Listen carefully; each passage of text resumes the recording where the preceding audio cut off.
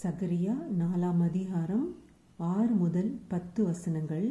அப்பொழுது அவர் செருபாபேலுக்கு சொல்லப்படுகிற கர்த்தருடைய வார்த்தை என்னவென்றால், பலத்தினாலும் அல்ல, பராக்கிரமத்தினாலும் அல்ல, என்னுடைய ஆவியினாலே ஆகும் என்று சேனைகளின் கர்த்தர் சொல்லுகிறார். பெரிய பர்வதமே, நீ எம்மாத்திரம்? செருபாபேலுக்கு முன்பாக நீ சமபூமி ஆவாய். தலைக்கல்லை அவன் கொண்டு வருவான், அதற்கு கிருபை உண்டாவதாக, கிருபை உண்டாவதாக என்று ஆர்ப்பரிப்பார்கள் என்றார். பின்னும் கர்த்தருடைய வார்த்தை எனக்கு உண்டாகி, அவர் செருபாபேலின் கைகள் இந்த ஆலயத்துக்கு அஸ்திபாரம் போட்டது, அவன் கைகளே இதை முடித்து தீர்க்கும்.